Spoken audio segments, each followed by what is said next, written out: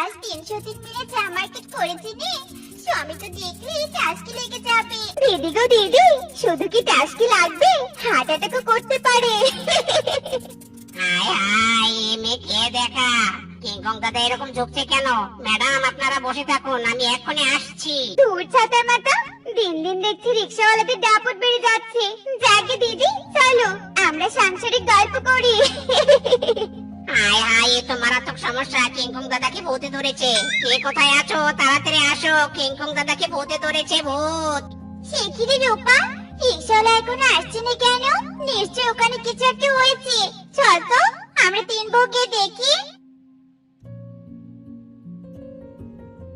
এ কি, এই কিংকং দাদা তো চিকুনি উঠেছে। এক্ষুনি ওনা না খেয়ে চামড়া জুতো টাকাতে হবে। আরে আরে বেটি, না না, চামড়ার জুতা টুতা দিয়ে কিচ্ছু হবে না। কিংকংকে তান্ত্রিকই পারবে ভালো করতে। চল বল্টু, কিংকংকে নিয়ে তান্ত্রিকের কাছে চল।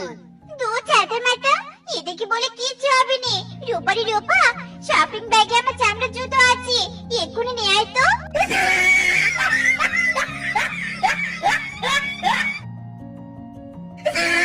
ওরে বাপরে, এই 3 ম্যাডামের কামালে তো কিংকং দাদা সুস্থ হয়ে গেছে।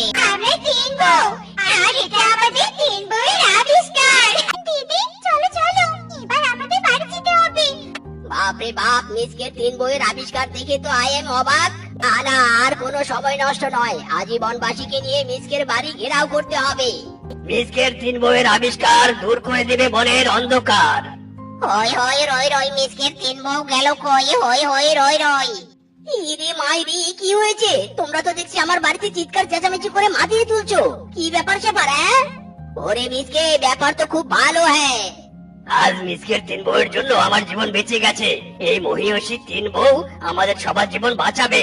আমার 3 বউয়ের এত ট্যালেন্ট, আগে তো জানতাম না। ওরে বউ কোথায়, এদিকে এসো। ওরে বেটা, তোর বউকে ঘরে কেন? আমাদের বনের রোগী দেখার চেম্বারে তুলতে হবে। এই পালকি নিয়ে আসো, পালকি। মিসকের বউ পালকিতে করে আমাদের রোগী দেখার চেম্বারে যাবে। ওরে বাপরে বাপ, দিদি এরা করছে কি? আমার মাথায় তো কিছু ঢুকছে না।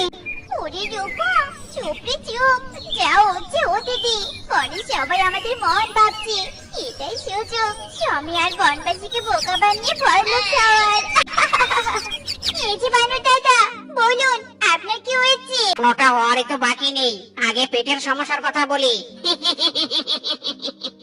আচ্ছা ঠিক আছে ঠিক আছে, তাড়াতাড়ি বলুন, নেক্সট রোগী দেখতে হবে। ঘন ঘন পটি হয়, কিছু একটা করুন বৌদি, কিছু একটা করুন।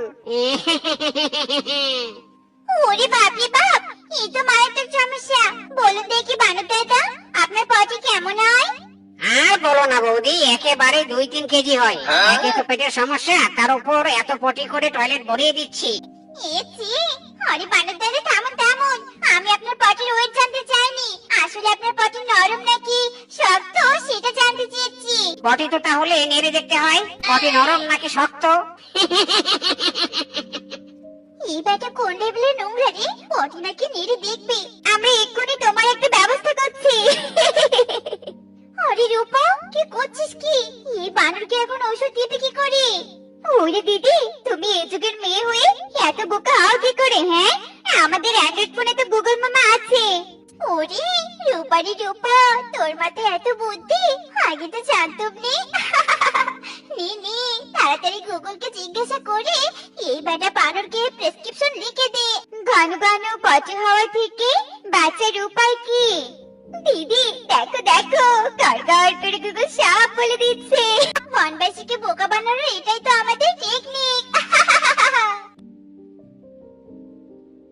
এই 1, এই 2, এই 10, 20, 30, এই 50। ইরে মাইরি, বউ তোমরা তো পুরো ফাটিয়ে দিয়েছো। তোমরা তোমাদের কামাল দেখাবে আর টাকা ইনকাম করে নিয়ে আসবে। স্বামী এখন তো কেবল শুরু, আরো দেখো আমরা কতটা